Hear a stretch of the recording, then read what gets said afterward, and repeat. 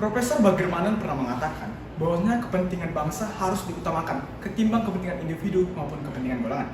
Assalamualaikum warahmatullahi wabarakatuh. Sidang Dewan Juri yang kami hormati beserta pemerhati video konstitusi yang kami banggakan.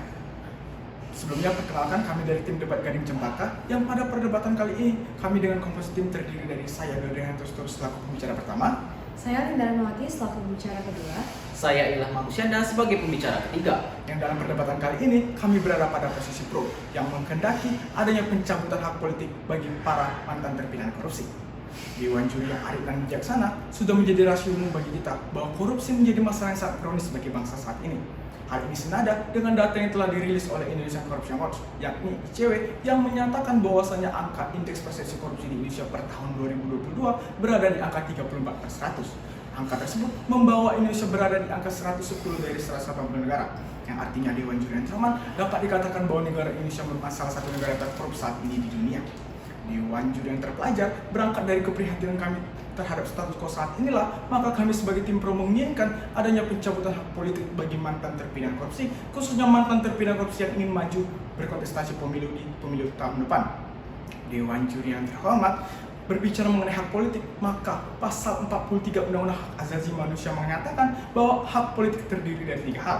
Yang pertama, hak dipilih dan memilih. Yang kedua, hak untuk ikut serta dalam pemerintahan. Dan ketiga, hak untuk diangkat dalam jabatan pemerintahan. Dewan Juri yang terhormat berbicara mengenai frasa pencabutan, maka frasa tersebut harus dapat ditafsirkan secara ekstensif. Sehingga frasa pencabutan diinginkan melalui perdebatan kali ini bukanlah pencabutan seumur hidup sebagaimana yang kita pikirkan secara bersama, melainkan pencabutan dalam waktu tertentu. Adapun waktu tertentu yang kami maksud di sini yakni hanya dalam satu waktu periode pemilu saja. Dewan Juri yang terhormat, selamat datang di ranah argumentasi kami. Sejatinya, keberpihakan kami terhadap mosi perdebatan kali ini kami sandarkan pada 3 argumentasi utama kami. Dan izinkanlah saya untuk membuka tatanan argumentasi kami dari argumentasi yang bersifat filosofis.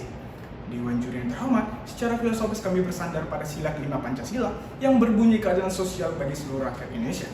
Artinya, jika mantan terpidana korupsi mencalonkan diri menjadi pemimpin atau lembaga legislatif yang memegang posisi strategis di Indonesia, maka hal itu akan mencederai sila kelima Pancasila akibat adanya penyelewengan kewenangan, dan tidak mungkin orang yang telah merugikan rakyat dan negara dapat semudah itu diberi akses jabatan lagi tanpa adanya proses rehabilitasi terlebih dahulu. Selanjutnya, Dewan Juri yang terhormat, secara filosofis juga kami bersandar pada teori rehabilitasi, yang dimana pencabutan hak politik sejalan dengan konsep reparatory condemnatory, yang artinya para terpidana korupsi harus terrehabilitasi terlebih dahulu. Artinya, Dewan Juri yang terhormat, negara hadir untuk memberikan akses kepada mantan terpidana korupsi untuk mempertanggungjawabkan kesalahannya terkait amanah jabatan publik yang diberikan konstituen kepadanya. Untuk argumentasi logis kami akan disampaikan oleh pembicara kedua kami. Ecum et bonum est lex legum. Apa yang adil dan baik adalah hukumnya hukum.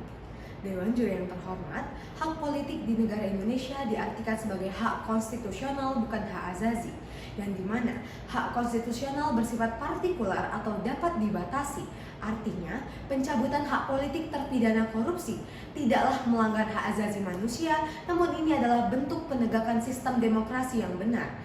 Saya akan menjelaskan 3 argumentasi utama dalam tataran yuridis. Yang pertama, pada pasal 1 ayat 3 Undang-Undang Dasar Negara Republik Indonesia tahun 1945 menyebutkan bahwa negara Indonesia adalah negara hukum, sehingga pemaknaan hak politik tidak dapat dimaknai dengan landasan HAM pada pasal 28A sampai I, namun landasan hak konstitusional ini termuat dalam pasal 28J ayat 2 yang berbunyi, dalam menjalankan hak kebebasannya, setiap orang tunduk pada pembatasan yang ditetapkan dengan undang-undang, dengan dimaksud semata-mata untuk menjamin pengakuan serta penghormatan atas hak dan kebebasan orang lain, dan untuk memenuhi tuntutan yang adil sesuai dengan pertimbangan moral, nilai-nilai agama, keamanan, dan ketertiban umum dalam satu masyarakat demokratis. Yang kedua, negara Indonesia adalah negara demokrasi. Hal ini sejalan dengan pasal 1 ayat 2 Undang-Undang Dasar Negara Republik Indonesia tahun 1945 yang berbunyi, kedaulatan berada di tangan rakyat dan dijalankan berdasarkan undang-undang. Artinya, mantan terpidana korupsi adalah mereka yang pernah mencederai kepercayaan dan amanah dari rakyat Indonesia. Akibat pencederaan itu, harus ada upaya rehabilitasi kepercayaan pada mantan koruptor tersebut. Tidak hanya cukup dengan pidana pokok, namun karena korupsi adalah extraordinary crime, artinya dibutuhkan upaya ekstra juga untuk menanggulangi pengulangan tindakan yang sama, khususnya dengan memberikan pidana tambahan, yakni dengan cara mencabut hak politiknya dalam satu periode. Hal ini juga diatur dalam pasal 10 KUHP bahwa hukuman pidana terbagi menjadi dua, yakni pidana pokok dan pidana tambahan, yang dimana ketika merujuk pada poin B dalam undang-undang ini bahwa salah satu bentuk pidana tambahan adalah dengan melakukan pencabutan hak-hak tertentu, salah satunya hak politik. Hal ini sejalan dengan putusan Mahkamah Konstitusi nomor 87/PUU/20/2022 yang menyatakan bahwa mantan terpidana korupsi dicabut hak politiknya selama 1 periode atau 5 tahun. Yang ketiga, Undang-Undang Nomor 31 Tahun 1999 tentang Pemberantasan Tindak Pidana Korupsi, Pasal 39 ayat 1 mengatur bahwa terpidana korupsi dapat dikenakan pidana tambahan berupa pencabutan hak dipilih dan memilih dalam pemilihan umum. Junto Peraturan Komisi Pemilihan Umum PKPU Nomor 20 Tahun 2018 tentang pencalonan anggota DPR RI, DPRD Provinsi dan DPRD Kabupaten Kota. Pasal 10 PKPU Nomor 20 Tahun 2018 mengatur bahwa seseorang yang pernah dipidana penjara dengan ancaman pidana 5 tahun atau lebih, termasuk pidana hukuman tambahan berupa pencabutan hak dipilih, tidak dapat dicalonkan sebagai anggota DPR RI dan lain sebagainya. Berdasarkan peraturan perundang-undangan tersebut, pencabutan hak politik mantan terpidana korupsi merupakan salah satu bentuk untuk memberantas korupsi. Korupsi merupakan kejahatan yang melanggar hak publik dan melanggar hak asasi manusia lainnya dan dapat merugikan masyarakat. Oleh karena itu, Dewan Juri yang terhormat, pelaku korupsi harus dihukum setimpal dengan kejahatannya. Pencabutan hak politik merupakan salah satu bentuk hukuman yang dapat dikenakan kepada pelaku korupsi. Pencabutan hak politik mantan terpidana korupsi dan mencegah terjadinya penanggulangan tindakan yang sama yang akan merugikan negara Indonesia.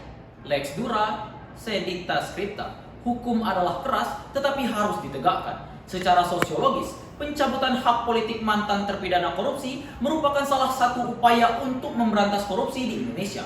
Tindak pidana korupsi merupakan kejahatan extraordinary crime yang dapat merugikan keuangan negara dan masyarakat. Melansir berdasarkan data Indonesia Corruption Watch dari tahun 2016 hingga tahun 2022, kerugian yang didapat mencapai 42,7 triliun rupiah. Oleh karena itu, diperlukan upaya yang tegas untuk mencegah dan memberantasnya. Salah satunya dengan pencabutan hak politik. Pencabutan hak politik mantan terpidana korupsi dapat memberikan punishment yang menciptakan efek jera bagi pelaku tindak pidana korupsi. Kita dapat berkaca dari negara Jepang yang menerapkan pencabutan hak politik mantan terpidana korupsi selama 5 tahun. Dan hasilnya, dengan pencabutan hak politik yang awalnya Jepang berada di urutan ke-25 dan turun menjadi nomor 18 sebagai negara terbersih dari tindak pidana korupsi. Sedangkan negara Indonesia yang berada di peringkat 110 dari 180 negara. Artinya, pencabutan hak politik ini adalah solusi yang efektif untuk diterapkan dalam menurunkan peringkat korupsi di Indonesia. Pencabutan hak politik ini merupakan juga hukuman tambahan yang dapat diharapkan dalam mencegah pelaku korupsi untuk mengulangi perbuatannya di masa depan, serta meningkatkan kepercayaan masyarakat terhadap pemerintah.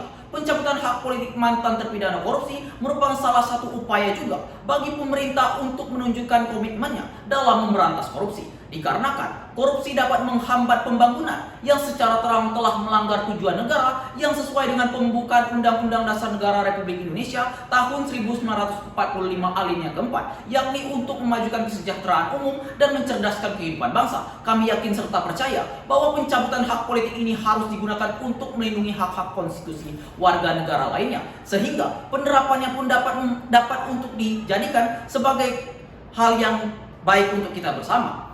Namun juga sebagai fungsi rehabilitasi yang akan memberikan kesempatan bagi mantan terpidana korupsi untuk memperbaiki diri dan kembali berkontribusi kepada masyarakat. Namun, pencabutan hak politik terhadap mantan terpidana korupsi ini tidak dapat dimaknai sebagai pencabutan seumur hidup, dikarenakan hanya 5 tahun setelah pembebasan terhadap terpidana korupsi. Mengapa pada akhirnya diterapkan menjadi 1 periode? Dikarenakan hal ini koheren dengan putusan Mahkamah Konstitusi putusan nomor 87/PUU/20/2022. Keberpihakan kami juga terhadap mosi perdebatan kali ini, yaitu pencabutan hak politik terpidana korupsi yang tidak sama sekali mencederai hak asasi manusia, melainkan hanya melakukan pembatasan hak konstitusi dalam waktu tertentu saja. Pembatasan HAM adalah tindakan yang dilakukan oleh negara dalam membatasi hak-hak dasar manusia tertentu dalam rangka melindungi kepentingan masyarakat dan negara, serta memastikan bahwa yang akan menjadi perwakilan dari suara rakyat adalah orang-orang yang memiliki integritas.